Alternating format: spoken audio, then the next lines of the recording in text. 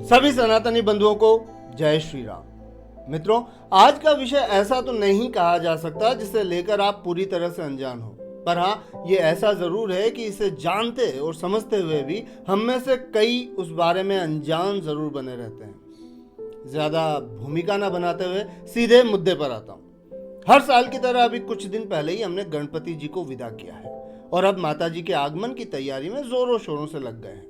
इसमें कोई डाउट नहीं कि गणेश चतुर्थी और नवरात्रि के दौरान हम गणेश जी और माता जी के स्वागत बड़े धूमधाम से करते हैं, जो होना भी चाहिए। लेकिन कुछ दिनों बाद ही उन्हें विदाई देने या प्रवाहित करने के नाम पर नदी, तालाबों या समुद्र में ऐसे फेंक दिया जाता है जैसे सर से कोई बड़ा भारी बोझ उतरा हो। बात थोड़ी चुभ जरूर सकती है, पर जरा सोचिए कि गणपति बप्पा मोरिया अगले बरस तू जल्दी आ का उद्घोष करते हुए जिस तरह से उनकी प्रतिमा को विसर्जित किया जाता है, तो उस स्थिति में क्या वो खुद आपके उस निवेदन, उस इनविटेशन को सीरियसली लेते होंगे? चलिए एक बार को आस्था और विश्वास की बात को रखते हैं साइड में। आप ये इमेजिन कीजिए कि आपके घर कोई मेहमान आया है, काफी समय बाद कोई ऐसा जिसे आप अपना कह सकते हो। 24/7 की नौकरी, बिजनेस और बाकी दुनियादारी की बातों को छोड़ जिससे आप अपने दिल की बातें कर सकते हो, सुख दुख साझा कर सकते हो। आप ऑफिस या अपने काम से छुट्टी लेते हैं, डेली के घिसे पिटे रूटीन से थोड़ी सी राहत की सांस लग जाते हैं उसकी खातिरदारी में, उसकी मेहमान नवाजी में। पुरानी यादों को ताज़ा करते करते ये 4 दिन कब बीत जाते हैं पता ही नहीं चलता। और फिर आता है वो समय जब आपका मन में केवल एक विचार चलता है कि न जाने अब फिर से कब ये यादगार पल मिलेंगे। खैर, अपने इमोशंस को कंट्रोल करते हुए आप उससे जल्दी ही वापस मिलने का वादा करते हैं और उसका सामान उठाकर अपने घर से बाहर फेंक देते हैं। क्यों इतना शौक क्यों हो गया?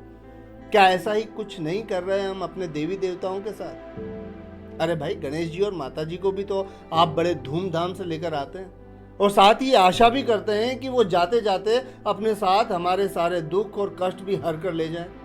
लेकिन जिस तरह से उनको विदा किया जाता है, ये यकीन मानिए आपकी वैसी विदाई से उनकी आंखों में खुशी के नहीं बल्कि दुख के आंसू होते होंगे। और ये हमारे लिए सचमुच बेहद शर्म की बात है। हम तो अपनी खाना पूर्ति कर वापस उसी दुनियादारी में वापस से लौट आते हैं और फिर से उलझ जाते हैं उन्हीं सब रोजमर्रा के कामों में। पर नदियों और समुद्र के किनारे हमारे कष्ट हरने वाले, मंगल करने वाले देवी देवताओं की प्रतिमाएं टूटी फूटी अधगली हालत में न जाने इस पूरी सिचुएशन पर क्या सोच रही होती होंगी। ये कोई हवाई बातें नहीं है। अभी अभी गणपति विसर्जन हुआ है और आपको बड़ी आसानी से कहीं गणेश जी की सूंड तो कहीं उनके कान पड़े दिखाई दे जाएंगे।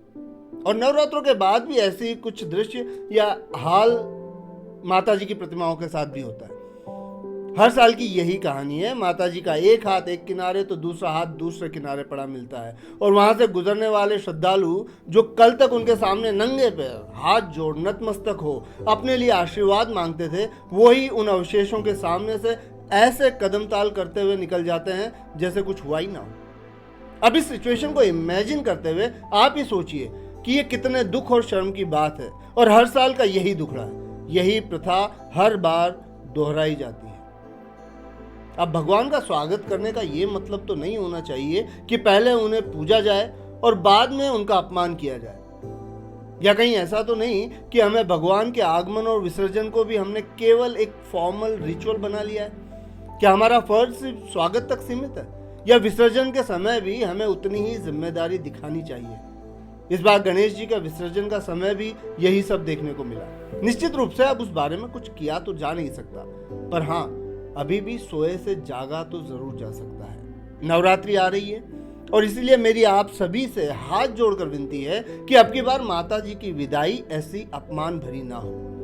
जरूरत है तो बस आस्था के साथ थोड़ा जागरूक भी होने की कोशिश कीजिए कि पीओपी की जगह मिट्टी की प्रतिमा ही लाएं, ताकि वो आसानी से पानी में तो घुल ही सके, साथ ही पर्यावरण को भी कोई नुकसान न पहुंचाए। चंद पैसे बचाने के चक्कर में कई लोग आपको ये कहते हुए मिल जाएंगे या ये एक्सक्यूज देते हुए मिल जाएंगे कि प्लास्टर ऑफ पेरिस की बनी मूर्तियां ज़्यादा सुंदर होती हैं, इनमें ज़्यादा शाइनिंग होती है और भी न जाने क्या क्या। तो नंबर 1 तो ये बात 100% सही नहीं कही जा सकती। और वैसे भी याद रखिए, भगवान आपके भाव के भूखे हैं और कहीं उन्होंने भी आप ही की तरह ऊपर से सुंदर दिखने वाले लोगों को प्रायोरिटी देना शुरू कर दिया ना दोस्त, तो आप और मेरे जैसों के तो लेने के देने पड़ जाएंगे। इसलिए आप भी अपने कर्मों को अच्छा करें और अब की बार नवरात्रों में कुछ ऐसा कीजिए कि हमारे भगवान और उनकी प्रतिमा का अपमान ना हो।